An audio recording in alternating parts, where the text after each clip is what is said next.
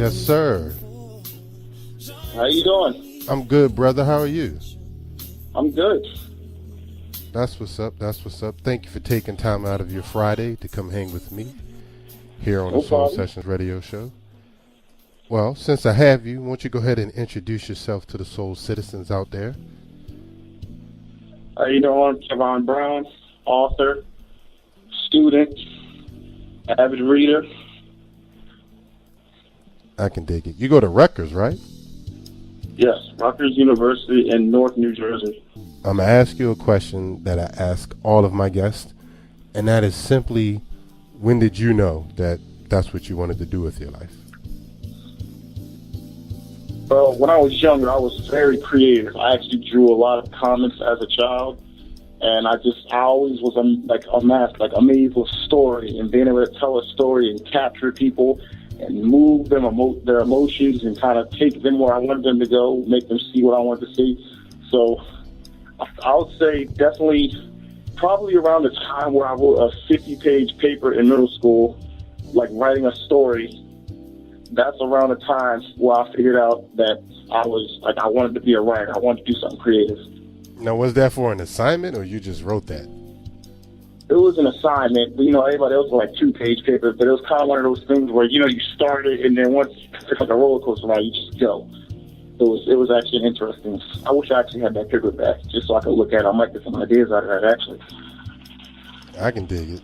I mean, I was creative in school as well. I mean, but I don't recall writing 50-page papers that young.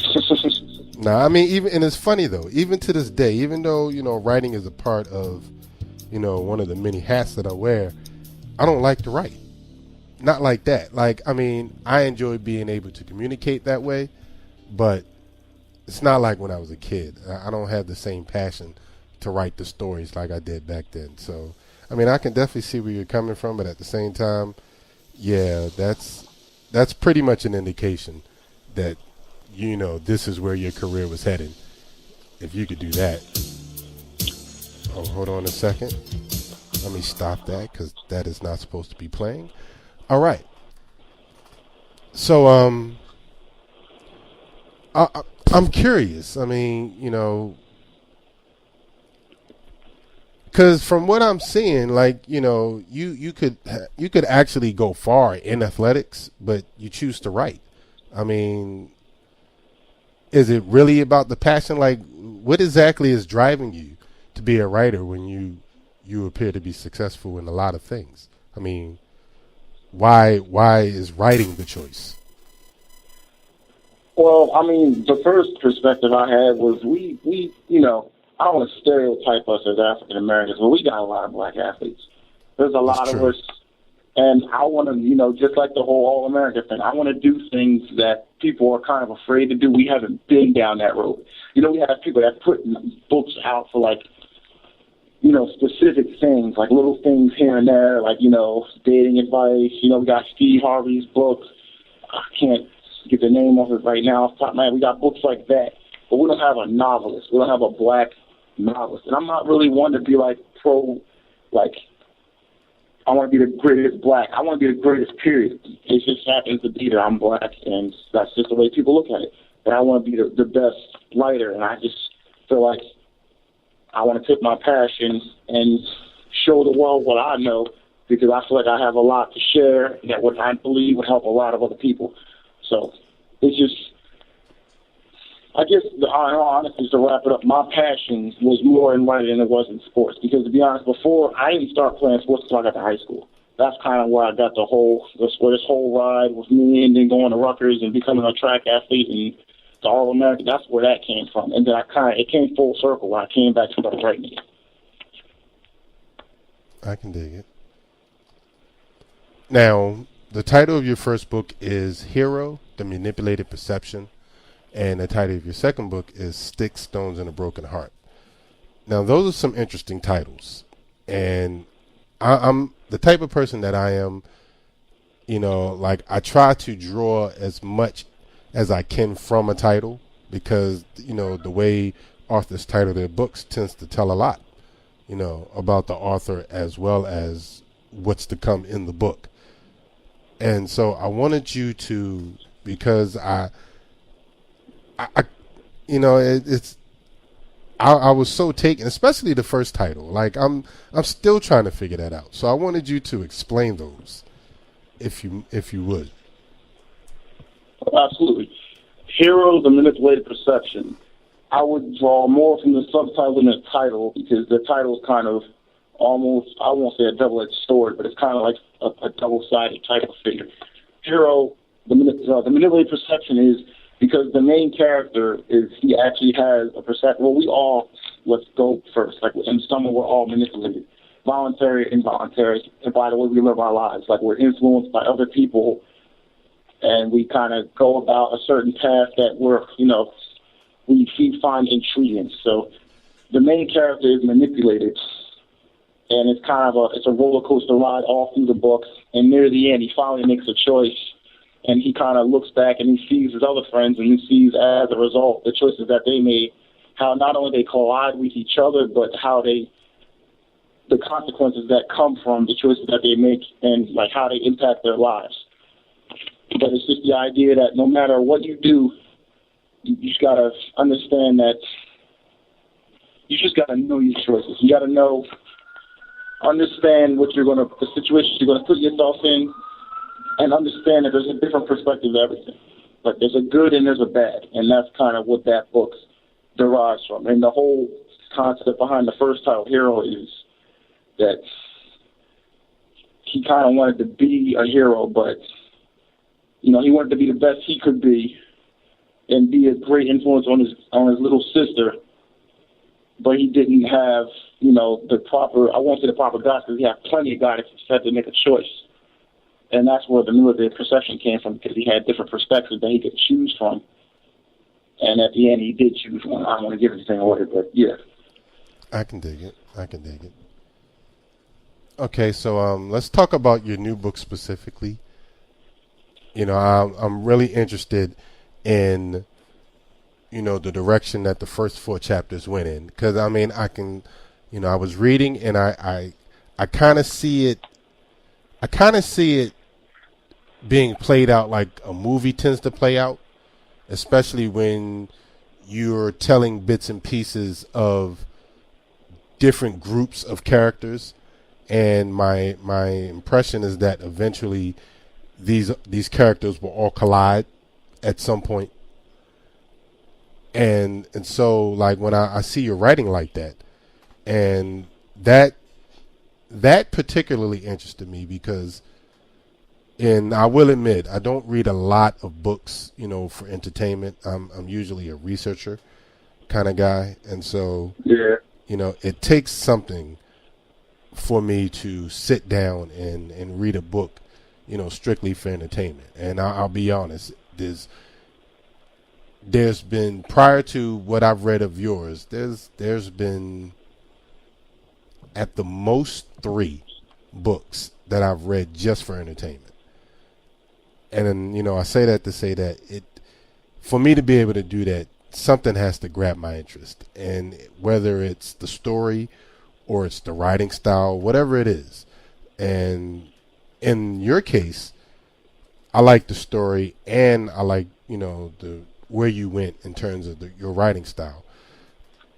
And I guess the question that I'm trying to draw from that is, I don't know how to word it. Because I don't want to say too much. I don't want to give it away. Yeah, I'm trying to ask without giving it away. Okay, I'll just ask this instead. Is that something that you do intentionally, the way that you write? I mean, yeah. Let's just ask that. Was this the way that I write? Yeah, I mean, is that intentional, or is it the kind of thing where you just tend to write and however it comes, it comes? I guess that's what. Oh no, everything that I put in on a piece of paper, it all kind of sends and comes together for the story. I just want to grab the reader, and I'm pulling at different levers and pulling at your heart, and I want you to be there. I want you to feel it. I want you to be like where I'm at, like when I was writing it. I want you to feel exactly how I felt as I was typing it out on the page. So when it all goes down at the end and when the whole story goes full circle, I want you to understand why those characters did what they did, why their life was the way it was, so you can, as I said earlier, learn from it and see a different perspective, and that'll make you a better person in the end. I can dig it. So I want you to tell a little bit about it. Like I said, I don't want you to give it away either, but I want you to give them a little taste of what to expect, or at least about the characters. Because I will say this, I'm not sure who is the main character. I get the sense that there isn't one in particular. Like, there are several different main characters. Yes. Yeah, so I mean, like, if you could just tell a little bit, don't give them too much, but just a little bit. I will say this. I'll say that this book it's going to show you different layers of life that people aren't accustomed to, or either they aren't accustomed to or they don't want to be. Because the character that moves, his name is Daniel Rory, he moves to a new town and he sees a different way of life. But because of the way he sees it and him being a new person, his perspective, it kind of gets fixed in a sense, manipulated per se.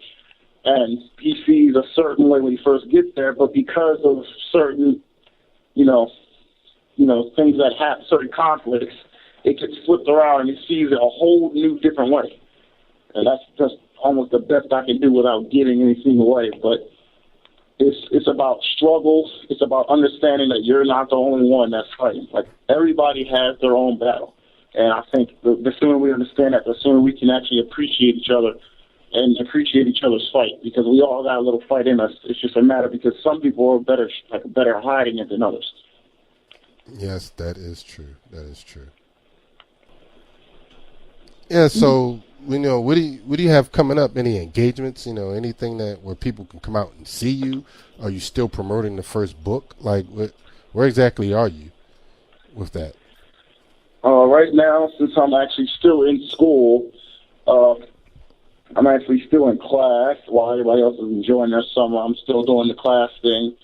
I'm just kind of meditating and getting my research together for my next book. I actually already wrote the first act for it, but it's going to take a while before I even consider letting anybody see that.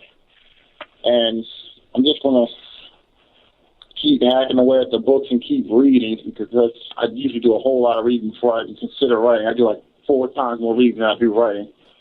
So right now, it's that, promoting the book, eventually getting a release date on the website. And that's about it. School and work take up a lot of the time, so that's what I'm doing. I can dig it. Yeah, so let the folks out there know where they can catch up to you. All right. On Twitter, I'm on @Prodigy with a pen. That's Prodigy, WITA pen. And on Facebook, I'm just Kevon Brown, just like that. And then I have a website, www.kevonbrown.com. Awesome. Now, before I let you go, as I do with all my guests, I want to give you the floor, just in case you have anything that you want to put out there into the universe, and then that's how we'll get out of here. I would just tell people, listen to your heart, follow it. We got way too many people doing what other people want them to do. Nobody's actually living out their dream. I can truly say I am as happy as I could possibly be. I have everything I want. I'm going in the right direction. It's only a matter of time before the whole world hears my voice. Just listen to your heart. Awesome. Well, brother, I thank you for taking the time to hang out. And Thank you. when that book comes out, I definitely need to get my hands on it.